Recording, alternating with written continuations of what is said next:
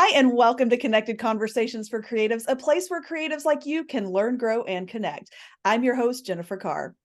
So, you've penned your masterpiece, you've poured countless hours into crafting your characters and your plot lines, and now you're ready to share your creation with the world. But have you considered all of your options when it comes to publishing?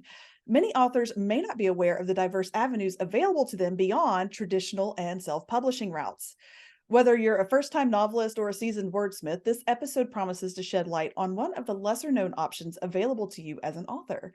If you've ever wondered about the benefits of hybrid publishing, how it differs from other models, and how it could potentially reshape your literary dreams, you're in for an educational experience. We'll be diving into the world of hybrid publishing, uncovering how it bridges the gap between traditional publishing and self publishing. We'll learn how you, the author, can maintain creative control while still accessing professional editing, design, and distribution services as you are being empowered to make informed decisions about your publishing journey. If you need help navigating the path that aligns best with your goals and aspirations, today's show is for you. Joining me today is Dr. Nick Courtright, founder and CEO of Atmosphere Press. With a PhD in literature and an impressive array of literary accomplishments of his own, Nick is a force to be reckoned with. His background as a writer, editor, educator, scholar, and publisher uniquely positions him to guide aspiring authors like you through the complex path of getting their works into print. His insight into literature and the intricacies of the creative process have led him to foster a publishing model that puts authors at the center of their publishing journey, while still providing the professional support needed to produce high-quality books. So with all of that being said, welcome to the podcast, Nick. Thank you for having me. I'm glad to be here.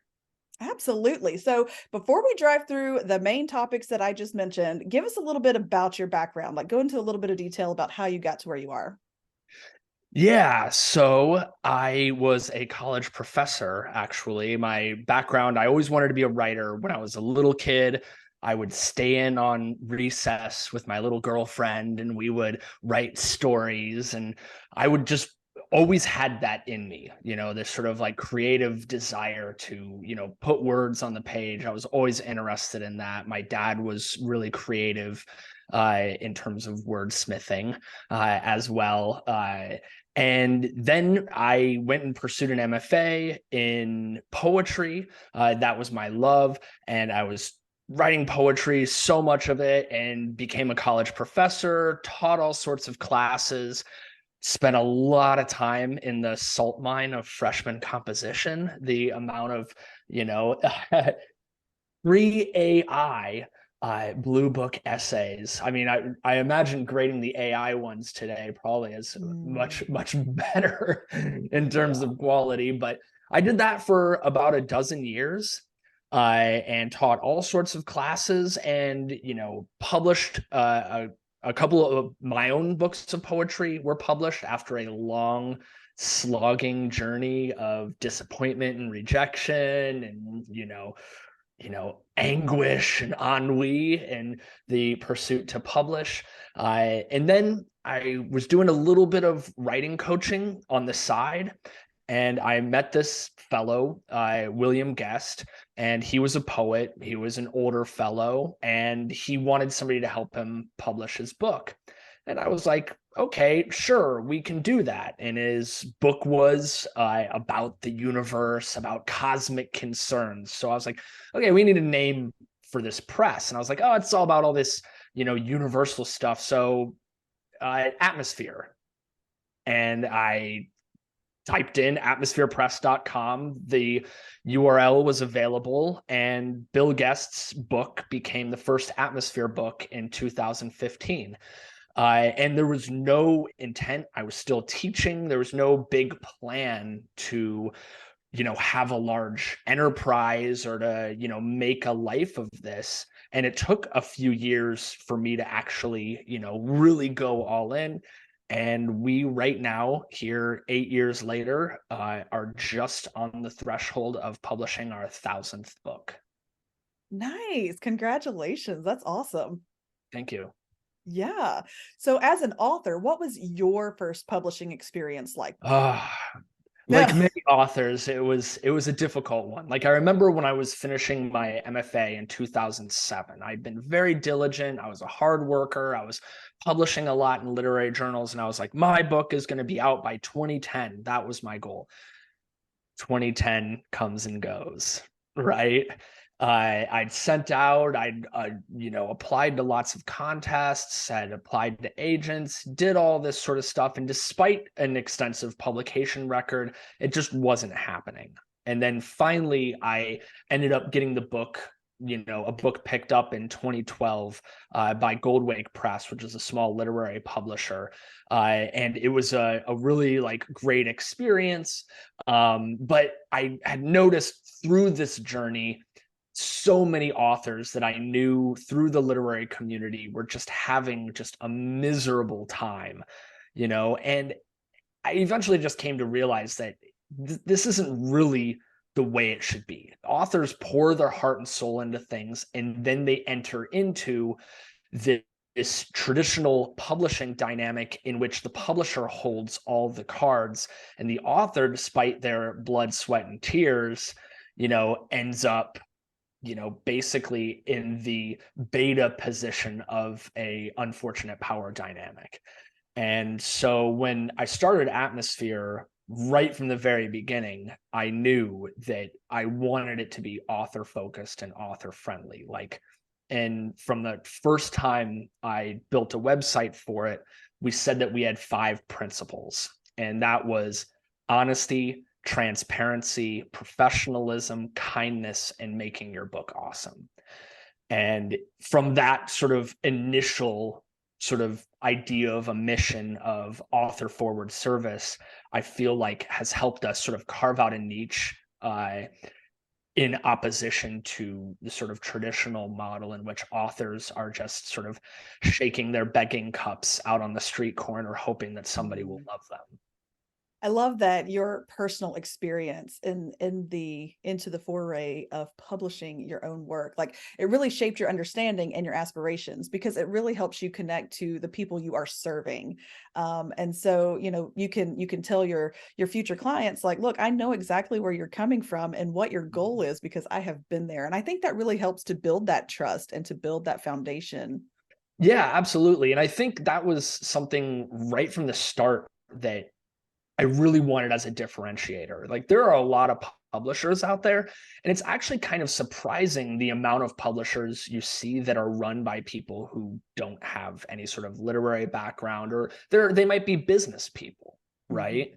And because, I was somebody coming from academia who was very invested in the literary community, I felt like I understood the emotional struggle of authorhood, like all the way through, like trying to write the work, the labor that goes into it, the sort of feelings of trepidation that you can have, even when you're on the threshold of publication. It's like imposter syndrome, like, is my work garbage? Like all of these fears that can be a part of it. And I feel like part of our role as a publisher, as like an intimate partner in this really meaningful experience, is almost partial therapist, right? Helping guide people, mentor people, root for people, and really want them to see their hard work in writing pay off for them emotionally. I think it's really important for authors who are looking for someone to walk alongside them, because I went the self-published route because I like the control aspect of it. I like the maintenance aspect of it for myself and not having so many voices come in at me. But I think hybrid publishing offers something very unique in the fact that you have an advocate for your work and you aren't doing it by yourself, which I think is a hard thing for a lot of creatives, especially authors, because it is our work. We are individuals working on our projects, and we do struggle to want to let go of that control. So yes, having an advocate like to help you and to hold your hand, but also by giving you the strength to make the decisions and empower you, like I mentioned earlier, to make those decisions for yourself. You're also making educated decisions, which is a big game changer as well. Yeah, and I think that's another, important way that we've structured things. And even in our contract, which is available publicly on our website, like we're the only press I know of that's just like, here it is. Like, there's nothing to hide. We make it very clear that authors have to approve all files before we move forward. You know, we do 2 developmental editorial meetings where you have an editor who's like reads your book closely, is having long conversations with you, you know, talking about it, you know, working collaboratively with you. But at the end of the day, you know, it's your book, you know, and we're going to try to guide you the best we can. But if you insist on killing off everyone's favorite character, you know, by all means, let that character die, you know? And I think also in terms of cover design, you know, that part is really key, because I heard so many stories of people with traditional publishers, you know, basically being the publisher is like, here's your cover, you know, and that's kind of it. And even ones where the author could submit artwork, for example, they might not have much say over layout or font selection or any of these other things. And on the self-publishing side, a lot of things are more complicated than they seem, especially interior book design. Like people are like, oh, you just change it to 5x8 and then it's done. And it's like, well, it's a complicated process. You know, that's honestly, in our journey, you know, authors spend longer in the interior design stage than any other stage. And the irony, of course, is that they think that that part's easy. So we're always like trying to prepare people like, hey, just so you know, this is more complicated than you think. You know, like the kerning on the bottom of the page, and you know, there's so many things that go into it. But yeah, we really do, you know, try to engage people and sort of walk that line, giving authors control, but also in a sense, arming them to make decisions that are going to be beneficial to them. Which I think is so great. And it's something that delineates you. This is something that it's kind of frustrated me. I've only been in this particular world for about 2 years, and like as far as like writing and publishing and that kind of thing. And so there was a lot to learn and discover. And one of the things that I came across was that vanity presses, like everybody was like, oh, don't go for a vanity press, don't go that direction, don't do that. And I actually, you know, people are confused. I think there's a little confusion in the vernacular about what hybrid publishing and what vanity press publishing is, because I get it. You know, there are some authors who they want to go the quick and easy route. So they choose somebody that they can pay to put the book out there. Well, here's the problem. There are some serious speed bumps along the way, because I've seen some books that probably shouldn't have ever seen the light of day because they went the route of a vanity press thinking it was quick and easy. And now they're out of money and their subpar book is on the market and not doing well. And that's because they don't have the same resources that a hybrid press offers, like Atmosphere Press. Yeah, it's definitely, terminology wise, everyone is confused, you know, and we feel like one of our big roles is just trying to educate people on this, you know, and even within the world of hybrid publishing, like there are lots of variety, you know, basically hybrid publishing often means that you are going to get the vast majority of royalties in exchange for an author financial contribution to fund the labor on the project, right? Whereas with vanity presses, they're just going to publish like anything.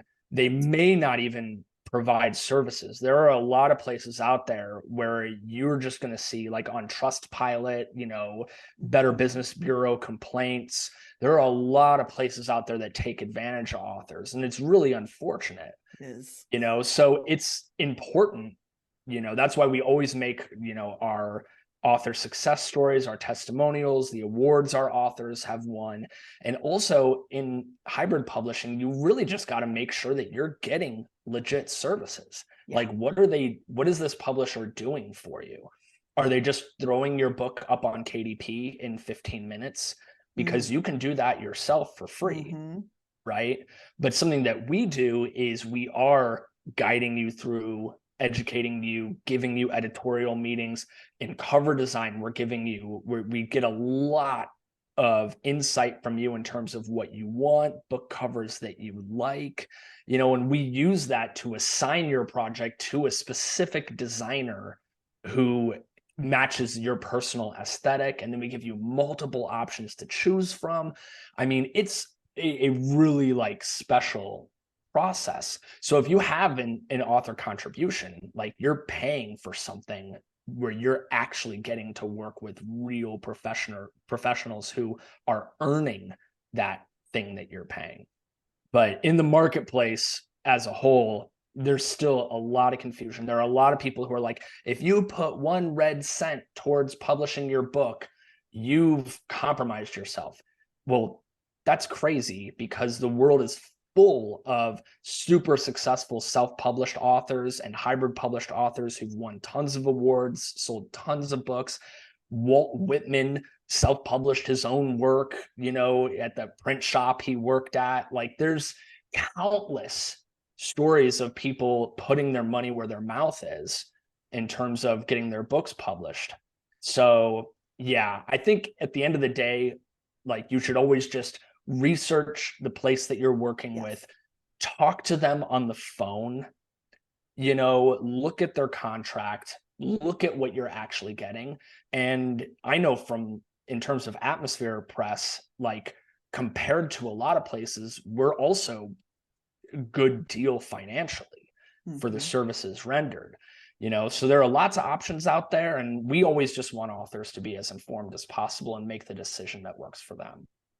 And it's just good business sense, because when you become an author, if you are having anything to, if you're not going the traditional route, you are responsible for your work and for everything that goes into it. So you have to make these educated decisions.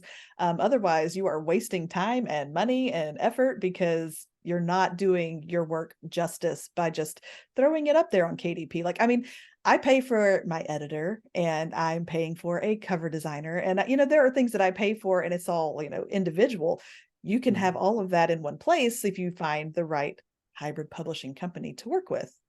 Yeah, absolutely. And I think, there are lots of options out there. And at the end of the day, like, there are different things that are going to work best for different people. And that's why we always give, a consultation to authors when they submit. And if the result of that is like, hey, I think, given your budget, your situation, maybe self-publishing is going to be a good option for you.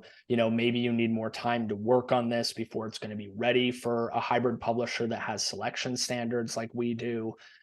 So we're always trying to be honest. And if that means somebody takes a different path, that's totally fine. Right, because it's not just like, not every book is for every reader, not every publisher is for every author. Like, it is what it is.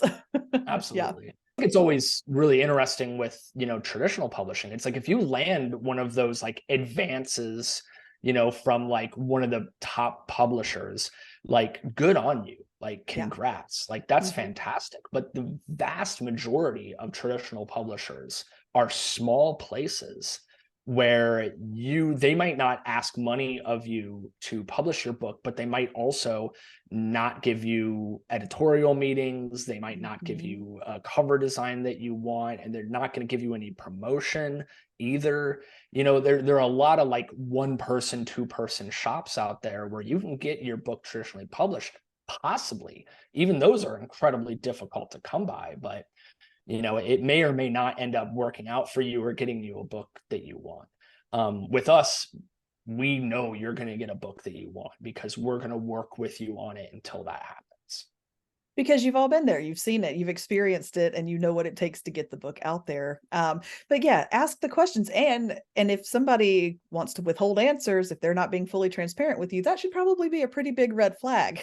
Yeah, absolutely. Like, there are lots of places out there that will just tell you what you want to hear, right? Like, oh yeah, your book's going to be a New York Times bestseller. Oh yeah, like, your book's going to be turned into a movie. There are a lot of charlatans out there, so, have your radar up, and, like, see, like, one thing that I think is huge is, do they have a masthead on their website? Like, can you see who these people are? Like, that's one thing we're like really proud of our team. Like, we've worked hard to, make a team full of like really qualified, skilled people who have the right personality for it. And we want to show these folks off. If that's a complete black box, you sign on and you don't have any clue who you're working with, that should be a little bit worrisome. they don't have to be full transparency like the very first day, because you're getting to know each other. Or you don't have to be go in there and say this is immediately what I want. Get to know them and kind of poke around like you would just getting to know a person. But it does need to be a solid relationship. You need to be able to trust the person you're working with. Otherwise, well, you just won't get what you're after. Yeah, absolutely. Trust is a huge part, because I always think like the relationship between a publisher and author, like a lot of times in the sort of broader publishing marketplace, it's like a one book and done kind of deal, like you win a contest, and that's like the book that they're going to work on with you, or you get a deal and they put it out if they don't hit like the sales thresholds that they want, often because they think that you yourself didn't do enough to hawk the book, right? Because even like a lot of the big publishers, they don't do nearly as much publicity as you might think. They're really like wanting you to do a lot of heavy lifting. But we really think of it as like these are human relationships. Like writing a book, man, I mean, that takes a long time. Like my third book of poetry, I spent 8 years working on that.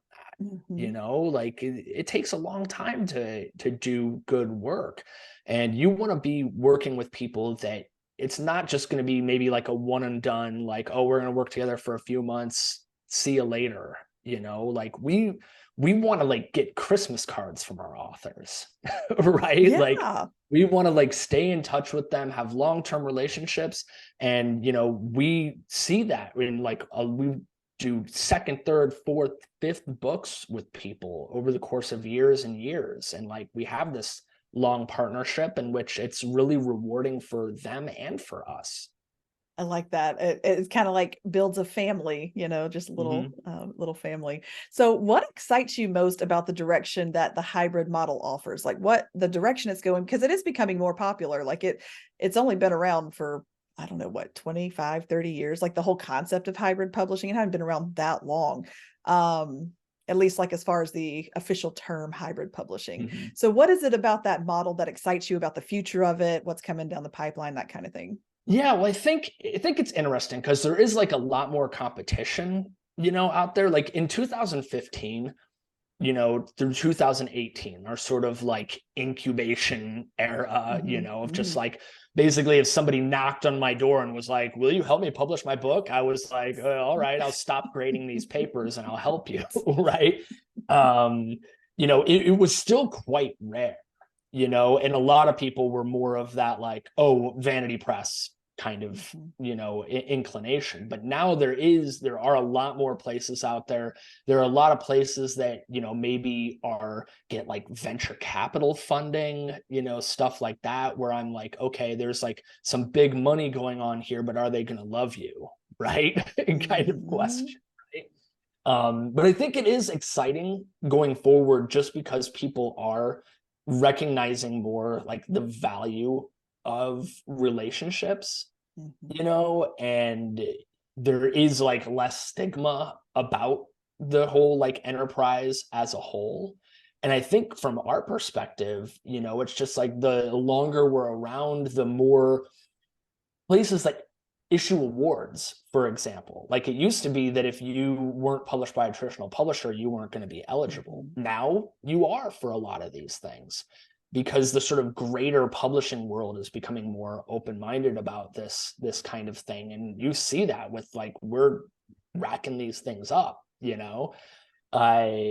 so that really excites me about the future of hybrid publishing, like as a whole, is just a general market sense around it.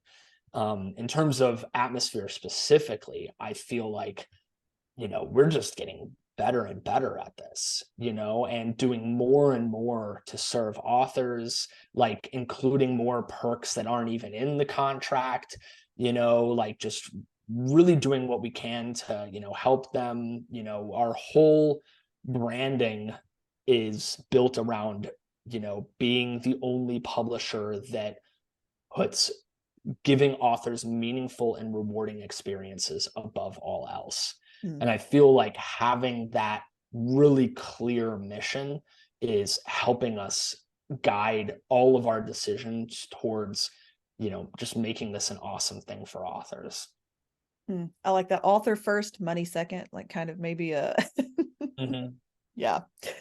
So if an author was sold on Atmosphere Press and wanted to dive in and get started, what is that process and the timeline like roughly? Yeah. So, on our website, we have a little submit your manuscript, option in there. We are selective about what we work with, so you would put in a query, put in your manuscript, and then we give you the option to schedule a consultation. So we give that option to everyone, even if it's ultimately a book that's not going to work for us, because it is part of our like author forward mission, where even if it's not, our kind of book, we would still want to help you potentially make it our kind of book, right? Mm. Or, steer you towards some advice, stuff like that. So then you can have this consultation, talk through it with one of our editors. We don't have like a call bank where we have like hundreds of people in cubicles. It's like this is a very small bunch of editors who know the publishing industry, who know books, who are going to be having this conversation with you and talk it through, and then if it makes sense for there to be a contract issued to you, we'll issue one, and then you decide whether you want to, take us up on it. And, if you do ultimately sign on with us, that's when the fun starts, right? So right from the beginning, we dive right in. So, your book gets assigned to a developmental editor, and we have a team of about a dozen developmental editors who are all skilled at specific genres, whether it's memoir, sci-fi, poetry, nonfiction, whatever, and you're assigned to an editor who is specifically, going to be really skilled to have meetings with them. And you're also looped in with our art director, who's a genius, and he's going to ask you all these questions about and try to diagnose your aesthetic. Because a lot of times if you ask an author what they want on their cover, they're like, I want a bird on it, Yeah. Okay. and it's like, well, there are a lot of different kinds of birds. you know like, do you want an emu? So he does a lot of work to really try to figure out what is your aesthetic. Like, one of the things we ask is uh for you to send in about 8 or so book covers that you really like, because that's going to tell us more about your style than any list of words Mhm. you can send us. Yeah, and then we're off to the races from there. Okay. Now thinking about you mentioned it triggered in my head. Is there a genre that one, y'all specialize in, or two, that you want more of? That's a great question. There's not necessarily something we specialize in. We've really like run the gamut in what we publish, because of the author forward nature of it. We're always like, we want to help you write the best version of the book, as it is on your terms, right? So I could say, we love working with, memoir, that's really enjoyable. We find ourselves being very consistently, satisfied, especially working with sometimes like older authors who they've got their life story, they want a legacy piece, that's going to be passed down for generations, but they don't just want it to be like some like spiral bound thing. So that's something that we really like a lot. I always want more poetry. We in the early days, probably like 40% of our books were poetry. Now there's just we get a lot more fiction submissions.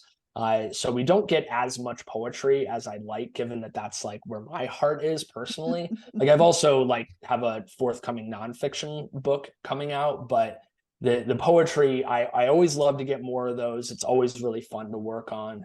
But really, like, we love working on sci-fi, fantasy, like hard nonfiction, like research nonfiction is also really great. I mean, every single thing we've worked to try to have the right team in place to deal with different kinds of projects. So it's been really fun. We've also done a bunch of children's books too. So those can be a blast as well. Okay. And I throw that out there because, you get one author who specializes in this one genre, and then next thing you know, they're recommending you to their friends. And so I didn't know if there was maybe one you were trying to build up or.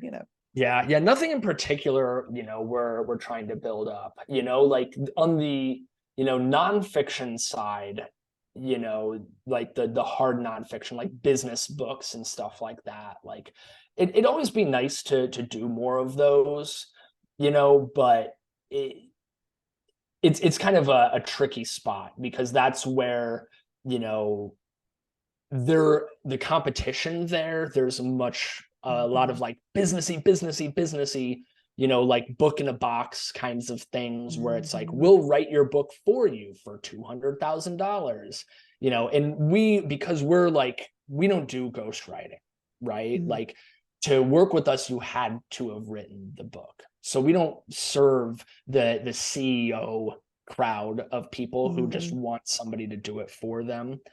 So that's something that isn't really our wheelhouse because we do have more of a literary, background.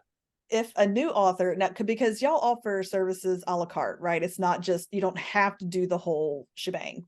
Mhm. Um, so if an author has completed a manuscript but has a limited budget and had to choose one step to take with Atmosphere Press, what would you suggest that step be? Yeah, that's a good question. We definitely encourage authors, if they have a complete manuscript like ready to go, that they just do it, right? It's difficult to do, piecemeal, just because it's like, oh, we're gonna do this over here, and oh, now we're gonna do this, and it Mhm. it just leads to a more disjointed experience where we feel like going through the whole thing, like, developmental editorial, like diagnosing the cover, and then like proofreading, and that's when we give you your cover designs, and then we move into interior design because by then we know what fonts are on your cover and we can make them complementary. Like all these things sort of happen, and Mhm. there's like this interlocking puzzle, Right. right? And doing them all a little bit this, a little bit here, you find yourself sort of like two steps forward, one step back a lot. But that said, to answer your question, if somebody, there's just one thing, I almost always would recommend editorial coaching, Yes. Yes. right?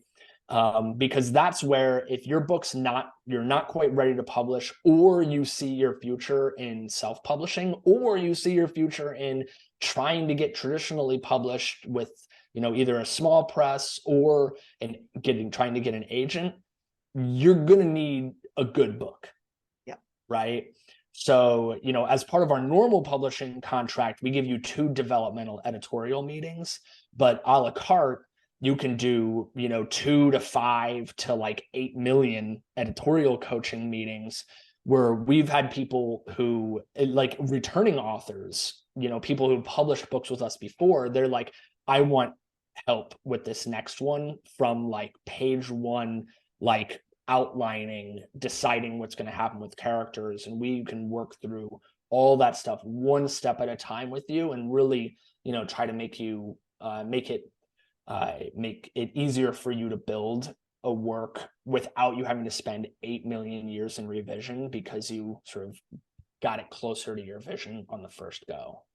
Yeah, I agree 1000%. Like that editorial services, especially if you just think you're going to self-publish your book, don't just write it up in Word and stick it up on Amazon. Like hire an editor, please, a good editor. Like that is, yes, I agree.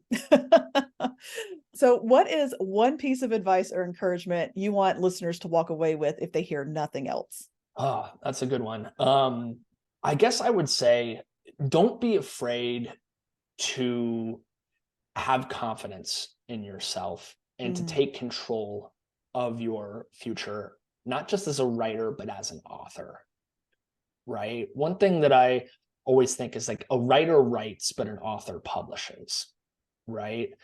And that's a distinction there. And a lot of times there are a lot of people who really love writing and then they get to the being an author part and they're like, ah, because it is, a very different piece. It's a piece where you need to think about like promotion, and like partnership and like how you're going to get this thing out there. And, it's a lot different than sitting in a dark corner typing, right? It's having readers and dealing with feedback and all of these things. So my biggest piece of advice to writers is just, believe in yourself and don't be afraid to take a big step, like contact a place like Atmosphere, hire an editor, do something to take charge, because a lot of times people they write something, they let it sit on their desk forever, or they submit to agents who are notorious for not even responding,